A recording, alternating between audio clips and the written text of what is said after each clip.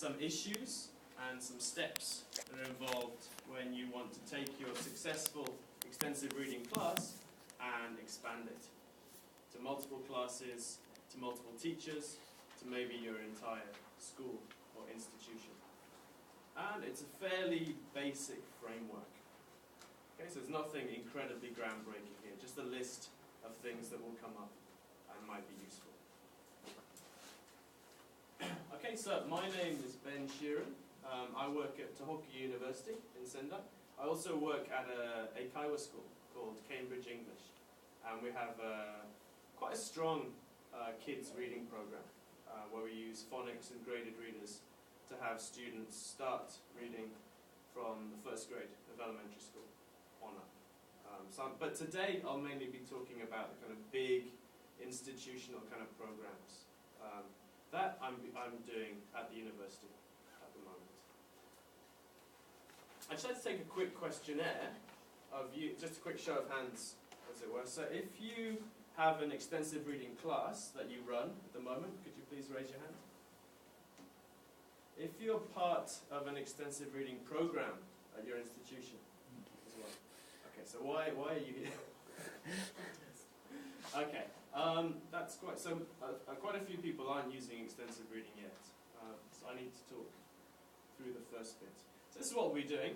First of all, I'm going to give a brief introduction as to why I'm talking about this, and then we'll go through the specific model. And my model is in 3 parts that I'll introduce in a moment. This is what it looks like. Actually, the timing, thinking about it, it might have been better if I'd done this talk next year, because right now, I'm about here on my model. I'm about halfway through it. So I thought of the framework involved of taking things from where I was last year, which was at the end here, all the way through to the end, which is where I hope to be next year. And we're kind of halfway through at the moment. So I'll be talking mainly about this first part, the issues that have come up. First of all, though, I'd like to just mention this talk. This is a TED talk, so you can see it at the TED website. And it's very interesting because he's talking about how to sell ideas. And I found this really useful, selling extensive reading to students. The basic point of his talk is that most companies, or most people, when they're talking about something, they start with what? So this is a fantastic machine. And then they say what it does, so how. So this machine will help you with your PowerPoint. And finally, they get to why you should use it. Right? Which is, you should use it because it will make your presentation more effective. And he says that the companies or the people that do the opposite, they start with why, and then they go through how and what, are much more effective in persuading people of things. So when you're starting your extensive reading explanation, the first thing you should talk about is why. Why are you doing extensive reading? And so on. I really recommend the talk, though. It's quite short. It's about, I think it's one of the 6-minute talks. So it's well worth 6 minutes of your time. Okay, so that's starting with the pillars of the thing. Why do ER? This is the question I always answer for my students first. And it's a very simple answer. Extensive reading is probably the most effective way to learn a language, in my experience. And for my students as well, it's likely to be, if not the most effective way, then certainly a very effective way. The other thing about ER is that it's very cost effective in terms of time, in terms of resources. It's much cheaper than the alternatives, which involve moving to other countries or investing in expensive software packages that may or may not work. So extensive reading, cheap, effective, and also interesting in its own way. So that's why to do ER. But why expand it?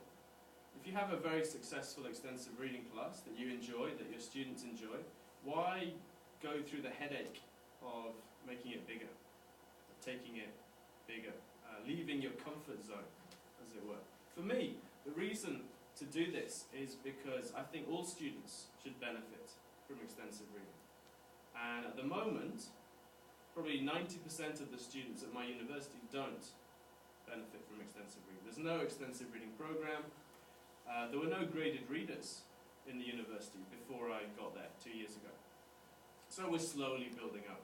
And I kind of feel it's my duty to make it bigger and give all the students the same chance to have access to this method.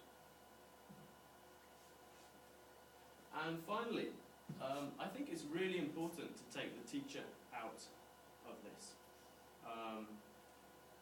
Because if you don't, I think the system is not viable. The system will not survive if it's based on the teacher. If it's based on one teacher, maybe their charisma, maybe their experience, then if that teacher leaves, if that teacher retires, then the program will die. And those benefits will stop. And I've seen this happen many times. So a teacher, very enthusiastic, goes to a school or a university, starts an extensive reading program. 2 or 3 years later, there's a successful program. 10 years later, that teacher moves to a different school. 3 years after that, there's no program. It's died. And it's because, obviously, we don't want our programs to die, it's important to remove the teacher from the program and to make plans as to how to remove the teacher. This is my program, the DEL program. This morning, I realized that you could read that as delete, which actually works quite well with the previous point, right? We want to delete the teacher here. So the first part of this is to develop your program. And this is something that you do by yourself, I think, at the beginning, when you first start using extensive reading in class. And for me, there's several aspects to this. The most important, I think, is the explanation. The explanation you give to the students, and that starts with why. Why are you doing extensive reading? And I actually found, I've spent about 2 years tweaking my explanation. We teach single semester classes at my university, so I've had 4 shots at giving the initial explanation, and I think I've got much better at it. I've changed a few things, I've made a PowerPoint presentation to present to the students, I've included testimonies from previous students, I've included the data from last year, how many books people read, and my last class, this last semester, was excellent. They read 50% more than the class before. The averages were higher, the students were happier, the feedback was better. And I kind of realized, last week I started reading this book. It's called Influence, The Power of Persuasion. It's really old. It's about, I think, 15, 20 years old. And it's basically talking about the factors that are involved in persuading people. Social factors and personal factors. And I realized I've been using several of these in my explanation. And that's possibly why it's become more successful. So this book is really readable, and I think really useful as well if you want to manipulate your students. After the explanation, I think the second most important thing is to track the results. Keep track of what the students are doing. So whether that's counting how many books they read, how much time they read, how many words they read, I think it's very important to track for a couple of reasons. One is for yourself, you can see if your program is effective.